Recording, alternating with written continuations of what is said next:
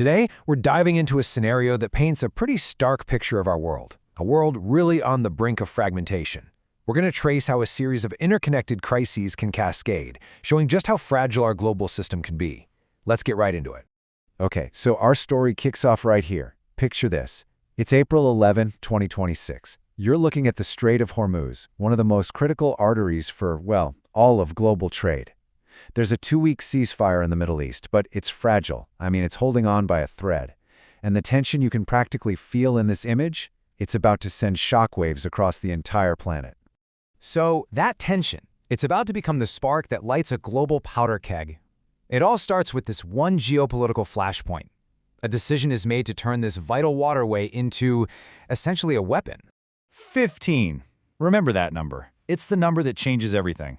In a direct retaliatory move, the Iranian Revolutionary Guard imposes a brand new, very strict quota. From now on, only 15 commercial vessels are allowed to pass through the Strait of Hormuz each day. What was once a river of global commerce is now being squeezed into a tiny, controlled trickle. Now look, this didn't just happen out of the blue. The situation on the ground is incredibly volatile. You've got that shaky ceasefire between the US and Iran, right? But they can't even agree on whether it applies to Lebanon. Then, after Israeli strikes in Lebanon lead to a massive humanitarian crisis, we're talking over 254 dead and 1.3 million displaced, this 15-vessel quota gets slapped on as a direct response. It's really a textbook case of a regional conflict having instant global consequences.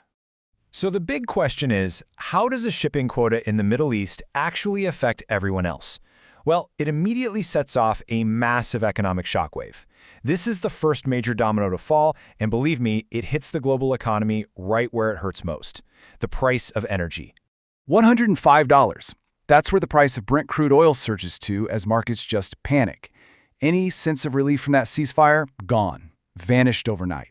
It's been replaced by this deep anxiety over a long-term energy shortage. You see, the market looks at that 15-vessel quota and immediately starts pricing in a major supply crisis. And this brings a word back into the headlines that nobody wants to hear: stagflation. It's really the worst of both worlds, right? You've got a stagnant economy, high unemployment, and at the same time, prices for everything are shooting up. The IMF starts issuing warnings that with energy costs soaring and trade breaking down, the global economy is facing some really severe stagflationary pressure. And this is where things get even more complicated. It's not just about the cost of fuel anymore. It's about the physical movement of, well, everything. To avoid that choke point at Hormuz, ships are now forced to take the long way around Africa.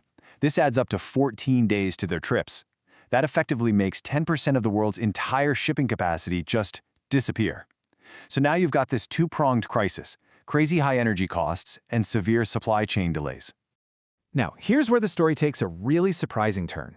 These energy and supply chain shocks, they slam right into a sector you might not expect to be connected: technology. Specifically, they're hitting the booming AI industry right at its biggest vulnerability: its absolutely insatiable hunger for electricity. 96 gigawatts. That is a staggering amount of power, and it's what AI data centers are projected to be eating up globally by the end of 2026. The industry is racing toward a physical power ceiling, and a global energy crisis just makes finding that power exponentially harder, not to mention way more expensive. And this is what that kind of demand actually looks like in the real world.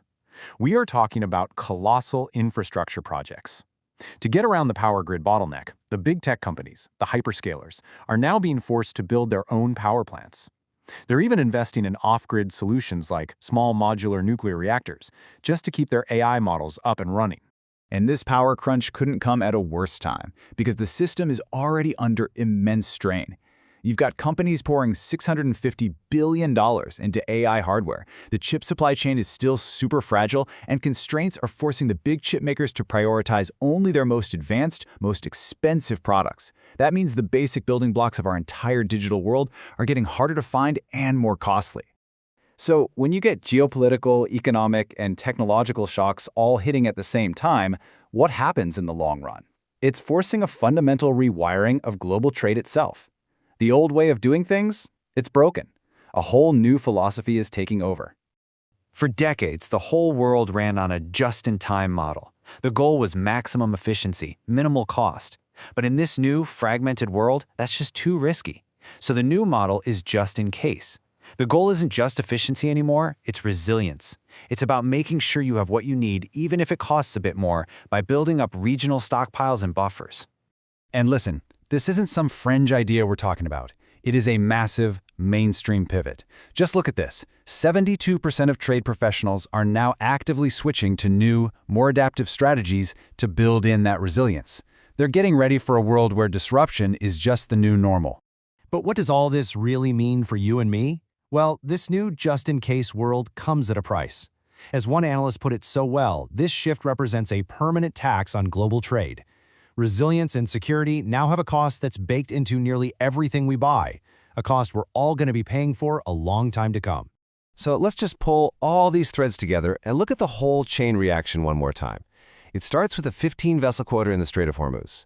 That one action triggers 14-day shipping delays and sends Brent crude rocketing to $105 a barrel, sparking fears of stagflation.